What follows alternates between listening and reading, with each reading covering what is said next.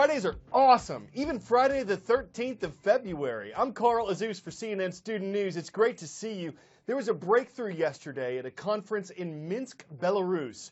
Representatives from France, Germany, Russia, and Ukraine gathered there to discuss the situation in war-torn Ukraine. The result of the talks, a ceasefire agreement. Fighting in Ukraine is scheduled to end on Sunday. The Ukrainian government and the separatist rebels fighting it are set to pull back their heavy weapons, release all hostages and illegally held prisoners, and start discussing elections in two areas controlled by rebels who support Russia. International officials are optimistic about the agreement, but parts of it are similar to a previous ceasefire made last September, which fell apart. In another part of Europe, a verdict announced in the trial of the captain of the Costa Concordia. If that doesn't sound familiar, this should look familiar. It was a cruise ship sailed too closely to the rocks near a Tuscan island 3 years ago.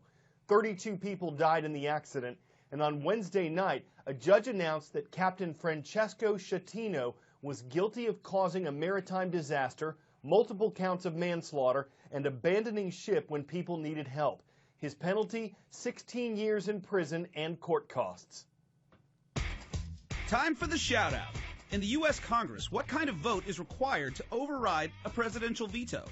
If you think you know it, shout it out. Is it a simple majority in Senate, simple majority in House and Senate, 3/4 vote in House, or 2/3 vote in House and Senate?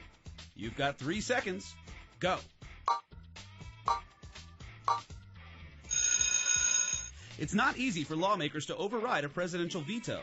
That requires a 2/3 vote in both the House and the Senate. That's your answer, and that's your shout-out. A president can veto, refuse to sign any bill, preventing it from becoming law.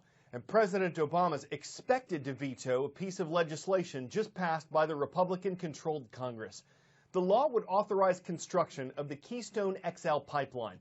The president has threatened to veto it. He believes the decision should be made by the executive branch, and the State Department's still reviewing the project. Several polls have indicated most Americans support building the pipeline. A handful of Democrats in Congress joined Republicans in voting for the law, but neither chamber is expected to have the 2/3 majority required to override a likely presidential veto. So what's the pipeline all about? The Keystone XL pipeline extension would stretch about 1,200 miles, most of it in the United States, from Alberta, Canada, down to Nebraska. There are lots of pipelines out there, some of which would connect with this. So why all the fuss about this extension? First of all, the environment. Opponents say that they fear that this will spoil the landscape if there is a spill, that it could contaminate groundwater, hurt humans and animals. And they say this is dirty oil, a type of oil that when it's burned produces more greenhouse gases. Supporters say the company that wants this, TransCanada, has already promised much more robust safety measures, that rail shipments are rising already to bring this oil in, and the rail shipments are riskier than the pipeline would be. Second issue, jobs. Supporters like to cite a study that says somewhere around 42,000 jobs or more would benefit from this pipeline. That includes not only the people who work on it, but people in restaurants and hotels and supply houses. But opponents say that's all temporary. That's for 1 or 2 years while this thing is built. In the end, there may be only 50 permanent jobs coming out of this. So that raises the real question, why would you want to build this thing at all? It's only about 36 inches across. Does it really make a difference? Supporters say yes, it does. It means about 830,000 barrels of oil a day coming into the United States from a secure ally, reducing our dependence on overseas oil from places like Venezuela or the Middle East.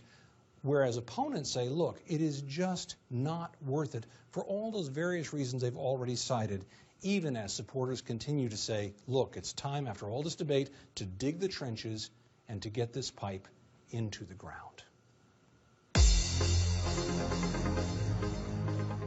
Its flag is green with a picture of Washington. Its nickname is Evergreen. It's the state of Washington. It's the state of Quincy High School. You can't catch the Jackrabbits. They're online in Quincy. River Chase Middle School is in Pelham. That's in the Yellowhammer state of Alabama. Watch out for the Panthers. And Bitburg is a city in Germany. On yesterday's transcript page, we heard from Bitburg Middle School. Thank you for watching. In our reporting on the spread of measles in the U.S., we've talked a lot about vaccines. The CDC recommends vaccines against 16 different diseases, many shots and multiple doses for American children. It says they're our best defense, but some parents delay or skip vaccinations for their children out of concerns about the number or safety of them. How do vaccines work? When you get a disease like measles or chickenpox, you develop immunity to it so you'll never get it again. A vaccine tricks your body into thinking you've had the disease when you really haven't.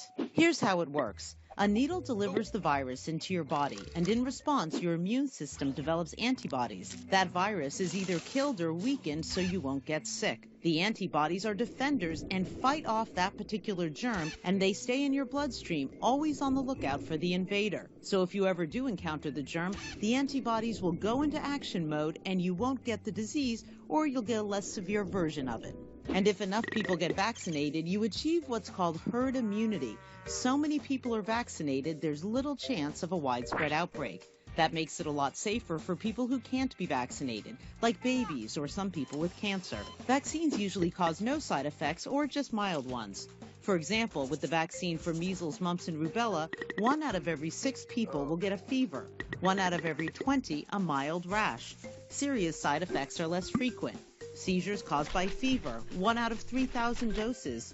A serious allergic reaction, 1 out of 1,000,000 doses. And according to the Centers for Disease Control, deafness and permanent brain damage have been reported after the MMR vaccine, but it's so rare it's hard to tell whether those are caused by the vaccine or by something else. Just ahead of Valentine's Day this weekend, we're bringing you 5 things to know about the holiday. But one thing we'll say right off about this report, you're going to love it. First, the name St. Valentine's Day was probably named after a Christian priest who was martyred in the 3rd century. There were a few people named Valentine, though, so it's hard to be sure. Second, the tradition. Valentine's Day became associated with romance in the 1300s. Today, more than 60% of American adults say they celebrate. Third, the Valentines. Commercially printed cards appeared in the U.S. in the mid-1800s. Europe started at least 100 years before that. 150 million cards and gifts are sent each year in America. Fourth, what gifts? 36 million heart-shaped boxes of chocolate, according to History.com. 257 million roses, according to AboutFlowers.com. Valentine's Day is the #1 holiday for florists. And fifth, the money. The National Retail Federation expects Americans to spend almost $19 billion on the holiday. Men will drop about $190 on average, women about $96, but you can't put a price on love. We may be near Valentine's, but we could have showed you this near Halloween. It looks like a decrepit, run-down, vacant witch's house that's falling apart. It's actually a lived-in landmark in Beverly Hills. It was first built in Culver City, California in 1920 and used as a movie studio office and dressing room. A producer moved it to Beverly Hills in 1924, and it's been a private home ever since. It's not for sale, and it's hard to say what it's worth. Whether it's buyer beware or buyer bewitched, hard to say which unless you are a witch, in which case the witch's place is the place in which to lay your broom. That's a state of things. We will be off Monday. There's no show for President's Day. We hope to see you Tuesday with CNN Student News returns.